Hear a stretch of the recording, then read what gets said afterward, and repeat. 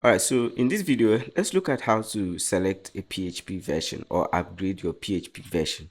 Depending on the application you're working on, after you have uploaded your application onto cPanel on your root directory and you want to run, it may require a certain version of PHP. And if you're wondering how to update that, this video is here for that, okay?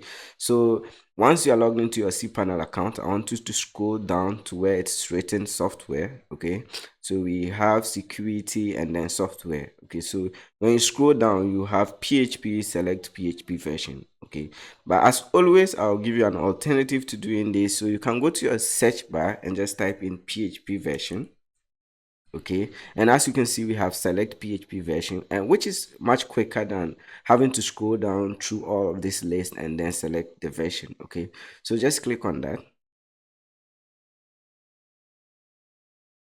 And then the page loads up, and then you are on the page where you are asked to select your PHP version. So we are on the PHP selector window, and then once you are there, you have current PHP version, which I'm using 8.2. In your case, you could be using even less than that. So there's a ton of version and it depends on your software requirement, okay? So what I'm going to do here is to select the current PHP version, which is 8.3. So this is the latest version, so I'm just going to select that, and once I'm done, I'm going to click on apply.